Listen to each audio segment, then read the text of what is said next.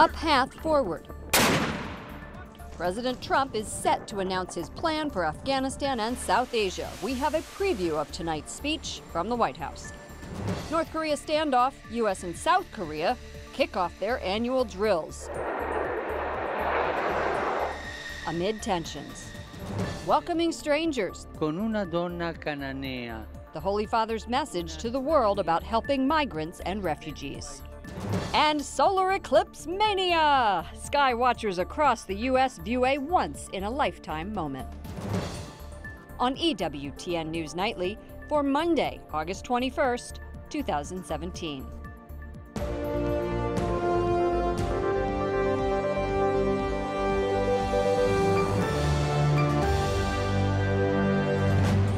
Good evening from Washington, D.C., and thank you to those of you joining us from around the world for news from a Catholic perspective. I'm Lauren Ashburn. President Donald Trump is back in the White House after a 2-week working vacation. Tonight, he will outline the strategy he believes will allow the U.S. to eventually declare victory in Afghanistan. That's after 16 years of combat, more than 2,200 lives lost. Correspondent Mark Irons reports from the White House. Good evening, Mark. Good evening, Lauren. The war in Afghanistan is America's longest war. Tonight, there's speculation that the president will announce he's adding more troops to the cause when he makes his nationally televised address. After strategizing with his national security team on Friday, President Trump tweeted, "Important day at Camp David with our very talented generals and military leaders. Many decisions made, including on Afghanistan."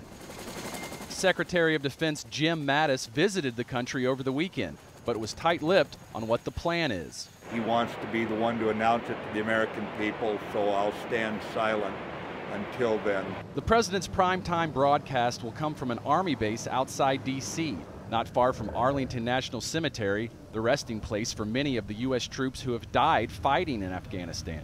Right target! 500 meters! There, the war continues as U.S. troops help the Afghani army in the fight against terrorist groups. Ohio Governor John Kasich believes it's time for them to come home. I think we should begin to leave, and then I think we should reserve the opportunity and the right with the proper basing of our forces in the region to be able to strike if we think that there is an effort being made to create another launching pad. But to just stay there after 16 years, I want our people to be able to come home. But there is speculation that President Trump will announce the deployment of more troops. The former director of national intelligence is hopeful. I certainly hope he doesn't say we're getting out. Apart from the tremendous blood and treasure that we have invested in Afghanistan, is its great importance as a counterterrorism platform, not only for Afghanistan, but for the region. There are approximately 8,400 U.S. troops currently in Afghanistan. The Pentagon has been awaiting a final announcement by the president on a proposal to send in 4,000 more troops into Afghanistan. We'll learn more tonight on troop numbers and overall strategy. Lauren? Mark, why do you think the president is talking directly to the nation tonight when he makes this announcement? The speech could give President Trump a chance to reset after he received a lot of criticism over his response to Charlottesville last week. It made for one of the most difficult weeks of his short presidency. He may want to show Americans that he can lead this country. Correspondent Mark Irons at the White House. Thank you, Mark. The U.S. Navy orders an investigation after an early morning collision between the USS John S. McCain and an oil tanker. The ship, named after Senator John McCain's father and grandfather, crashed in Southeast Asia, just off the coast of Malaysia. 10 sailors are missing and at least 5 were injured. No immediate explanation for the collision. Today, Secretary of State Rex Tillerson spoke with his counterparts in Afghanistan, Pakistan, and India ahead of President Trump's nationally televised address. Joining us now, Bob Cusack, Editor-in-Chief for The Hill. Welcome back to the program, sir. Thanks, Lauren. Is the president trying to eclipse last week's bad press by having this nationally televised address? Well, I think yes and no. Yes, because he had to have a reset, no doubt about it. It was a very rough week for the president. But at the same time, they had to make a decision. They've been working on what is going to be the solution or remedy on Afghanistan. And remember, on the campaign trail, he promised to get out of Afghanistan. So that was something that former strategist Steve Bannon wanted. So it looks like the military leaders have won out and they're going to increase troops. Well, I think that the writing was on the wall when General John Kelly came in as his chief of staff and Bannon was fired, and all of a sudden now we're having a major address about Afghanistan. Yeah, that's right. And there's no easy solution here. Obviously, President Obama grappled with this increased troops there. And the question is, if you got out, would Afghanistan become a hotbed of terrorism like it was before 9/11? So no easy solution here. And what is winning? What is the strategy? We don't really know. Steve Bannon, as we just talked about, is now back at Breitbart. He was there Friday night, bam, right after his firing. He led that evening news meeting. And his departure, he said he's going to go to war for President Trump on Capitol Hill, in the media and corporate America. He's very powerful. What is this going to mean for the establishment Republicans? They better watch their back. Bannon is going to go after them, especially Speaker Paul Ryan and Majority Leader Mitch McConnell. Remember, you have a lot of big budget bills and fiscal battles and raising the debt limit. Well, they're going to need Democratic votes to pass those bills. And then when they do that, in all likelihood, I think Bannon and Breitbart's going to go after GOP leaders, just as the president has. Right, and that's going to mean that there's going to be more stalling in Washington and less things being accomplished. President Trump is often at odds with members of his own party, and it seems like this departure by Steve Bannon is not cohesive, is not going to make a cohesive White House. Am I wrong there? Yeah, I mean, I definitely think, I mean, Bannon has some allies on Capitol Hill, like Mark Meadows, who's the head of the Freedom Caucus, but I think the establishment Republicans think, okay, this is better, maybe we can have some order, but can General Kelly control Trump and his Twitter feed? That has actually set back the president on getting things done, and I don't think he's going to be stopping tweeting anytime. Quickly before we go, you said September is going to be a very rough month for the Republican Party. Very rough. Thank you so much, Bob Cusack, editor-in-chief of The Hill. Thanks, Lauren. American and South Korean troops kick off their joint annual drills today. The practice takes place amid warnings from North Korea, which calls the move reckless and says it could trigger a nuclear war. Correspondent Wyatt Goolsbee joins us from the Pentagon with the details. Good evening, Wyatt. Good evening, Lauren. The U.S. and South Korean militaries are moving forward as scheduled with an 11-day training exercise. The North Korean regime had been exchanging heated messages with President Trump over the nation's missile tests last month. More than 17,000 American troops and 50,000 South Korean soldiers are participating in computer-simulated war exercises. The drills are held every summer, but North Korea says they're an invasion rehearsal. Defense Secretary James Mattis disputes that. North Korea knows this is a wholly defensive, for whatever they may say for public consumption, they know this is a defensive exercise. It's been going on, for decades. China is North Korea's neighbor and biggest trading partner. It says the drills will not help promote peace. The Chinese view peace talks as complex and fragile. South Korean activists are also protesting the joint exercises. They fear the drills could provoke their neighbors to the north at a time of crisis. North Korea has also threatened Guam, a U.S. territory. Rhode Island hens. Governor Eddie Calvo says life on the tiny Pacific island remains calm. He says the people of Guam have nothing to worry about. President Trump, who called the governor a little over a week ago at home, personally reassured Calvo. We are with you 1,000%. You are safe. We are with you 1,000%. And I wanted to call you and say hello. How are you? Mr. President, as the governor of Guam, representing the people of Guam, and as an American citizen, I have never felt more safe or so confident with you at the helm. Governor Calvo is a critic of former President Obama's North Korea policy known as strategic patience. Instead, he's in favor of a more aggressive approach. Lauren? Wyatt, Guam is the home of a major naval base. Are there any plans to beef up forces on the island? Yes, Lauren, plans are in the works to actually build a Marine Corps base. The U.S. military announced that on Friday with a plan to bring some 5,000 Marines to Guam from Okinawa, essentially creating a Marine hub there in Guam. Thank you so much. Correspondent Wyatt Goolsbee at the Pentagon. Russian President Vladimir Putin appoints a new ambassador to the United States. Anatoly Antonov takes the job at a time when U.S.-Russia relations are strained following a new wave of sanctions against Moscow. He succeeds Sergei Kislyak, who found himself in the center of controversy amid claims of Russia's interference in the U.S. presidential election. Spanish police have killed the 22-year-old Moroccan who allegedly drove a van that plowed through crowds in Barcelona last week. Authorities say the fugitive was wearing a fake bomb belt. ISIS claims responsibility for that attack and another one in a nearby seaside town.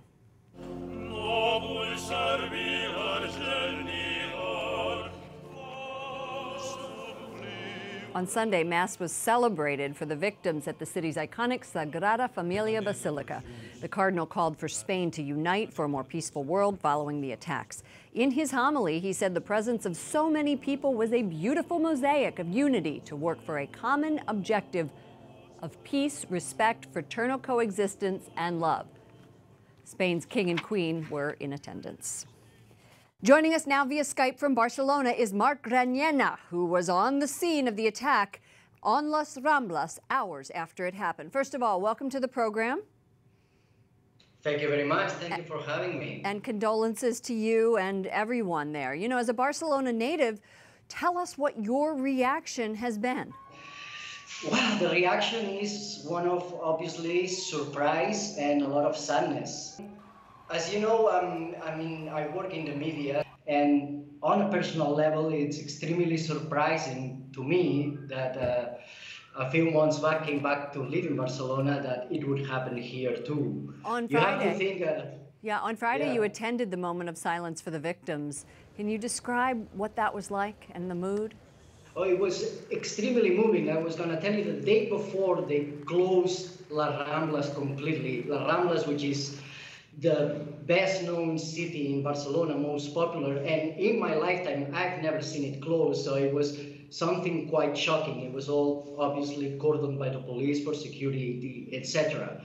And it was even more surprising to me and heartwarming to see how the day after the attack, in a place where you would think that people would avoid to go, especially tourists, etc., who might be afraid, the Plaza Catalunya and the beginning of Las Ramblas was absolutely packed with people. Well, I know today we've had some developments, and over the weekend in a New York Times article, it reported that Spain has been a leader equipped in foiling these attacks.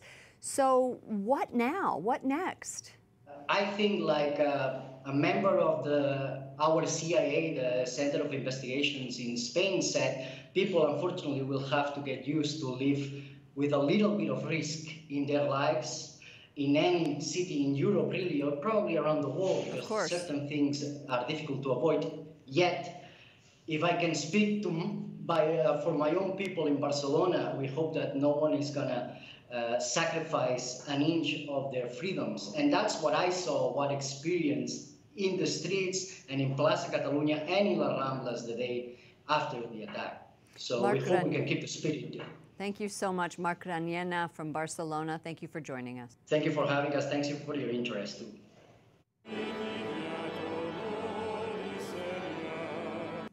And at Notre Dame Cathedral in Paris, a special mass yesterday was offered for the victims of the attacks around Barcelona, where several French citizens were injured. Churches across Sierra Leone held services Sunday in memory of the more than 450 people killed in last week's mudslides.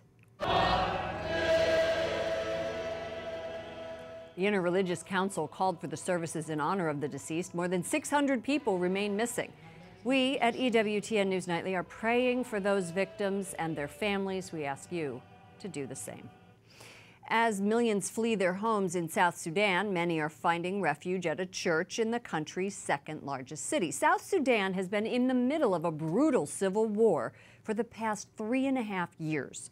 St. Mary Help of Christians Cathedral provides shelter and food to thousands. You can read more about that church right now at CatholicNewsAgency.com. And Pope Francis is urging countries to greatly improve their welcome to migrants. He says their dignity and rights trump national security concerns. In his message for World Refugee Day 2018, celebrated in January, the Holy Father plans to demand governments welcome, protect, and integrate migrants. He said Jesus' message of love is rooted in welcoming strangers. Francis is asking for more humanitarian and temporary visas and an end to mass deportations. Joining us now is Father Michael Czerny. He's Undersecretary of the Vatican's Department for Migrants and Refugees. The Holy Father's statement, Father, is a very, very strong one. He's asking a lot of governments and citizens to do something. Can you clarify his position? Sure. The Holy Father feels that many of us have some ideas and some notions of wanting to do something about the migration and refugee situation. But in this message, he's helping us to move along from our feelings, our concerns, our worries, towards some feasible action. And he has organized these proposals in 4 key words that we can remember and that we can use to review how we are thinking about this and how we are eventually responding. He says we should welcome, we should protect, we should promote, and we should integrate. If we could learn those 4 words and start reflecting on that basis, we'll have some idea about the way forward. Right. We just saw a series of horrific terrorist attacks in Spain last week, and one of the suspects is a 22-year-old Moroccan man, an immigrant who lived in Spain. What do you say to critics who call the Pope naive and unrealistic? Well, I think he's being more realistic because he's saying that the solution is integration, that you'll find that these people who were either born or grew up in Europe or in other places far away from their own didn't actually integrate.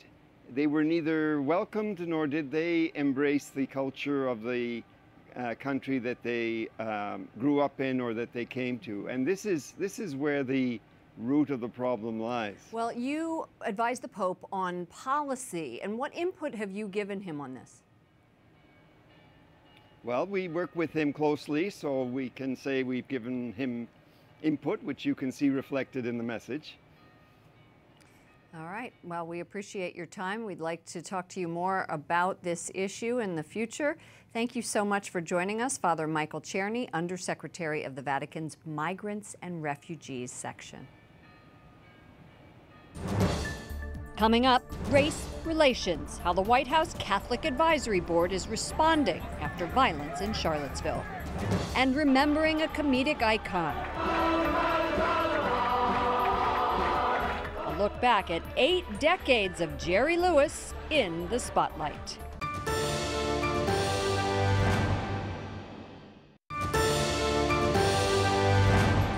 Gesù con una donna cananea. 10,000 people listened to the Pope during his weekly Angelus address. The Holy Father prayed this week for an end to inhumane violence. He asked for a moment of silence and led the faithful in the Hail Mary. President Trump loses another outside advisor. An evangelical pastor joins those who are separating from the Trump administration. Correspondent Jason Calvi is here with the latest. Jason. Lauren, this whole debate revolves around President Trump's handling of the Charlottesville violence. Some business and arts leaders say whatever they wanted to accomplish has been eclipsed by the president's statements. But a Catholic leader who was a key advisor for George W. Bush tells me there's no reason for him to close the door on President Trump. We don't live in the Garden of Eden. We live in a very imperiled world, and all of us as Catholics have to use our conscience, which hopefully has been well formed, to determine whether or not associating with a politician or a movement is the right thing to do. Matt Schlapp from the Trump campaign's Catholic Advisory Group tells me Catholics have to balance pragmatism and idealism. And I think for a lot of people who support Donald Trump, it was never about endorsing everything about him and his life, but it was the idea that he would fight for an agenda that conservatives and that people of faith do care about. But New York's Reverend A.R. Bernard becomes the first religious leader to say he's done advising the president. I'd come to the point where I had to make a decision to more than just step away. I had to fully disengage myself. The evangelical pastor says he couldn't support Trump after the president blamed both sides for the violence in Charlottesville. President Trump also disbanded 2 business councils after members began quitting. On Friday, the entire membership of the president's Committee on Arts and Humanities resigned. Schlapp questions the defections. The fact is, CEOs in this country do things, as we all know, that reflexively, by and large, that reflexively respond to pushback they get from the left. How many times has the CEO responded to somebody who petitions them about their funding of Planned Parenthood? Matt Schlapp admits President Trump doesn't always use the right words to convey his message, and evangelical advisor Johnny Moore argues the president is guilty of being insensitive, but the president of the country's largest Christian university defends Trump. Jerry Falwell Jr. says the president clearly condemned white supremacists. Lauren? Jason, what about other leaders who are advising the Pope? Do they still advising the Pope? The Pope, the president.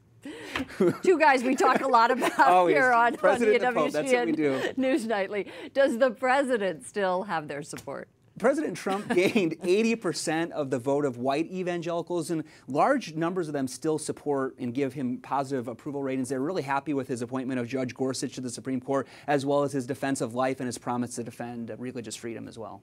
Correspondent Jason Calvi, thank you so much. Nice to have you here instead of at that Capitol far away. It's great to be here. Thanks. Legendary actor, comedian, and philanthropist Jerry Lewis has died.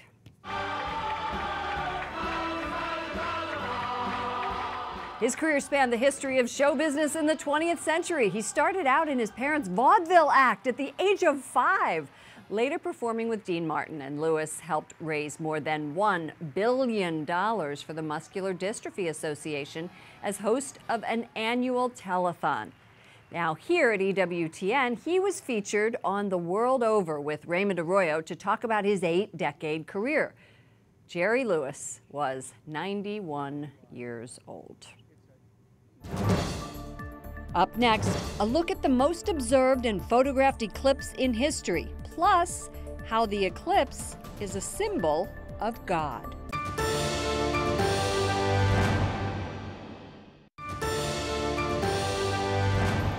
Today's the feast of Pope St. Pius X. He served as Bishop of Rome from 1903 to 1914.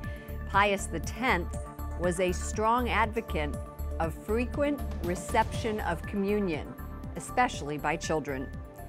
In his will, he wrote, "I was born poor, I lived poor, I will die poor."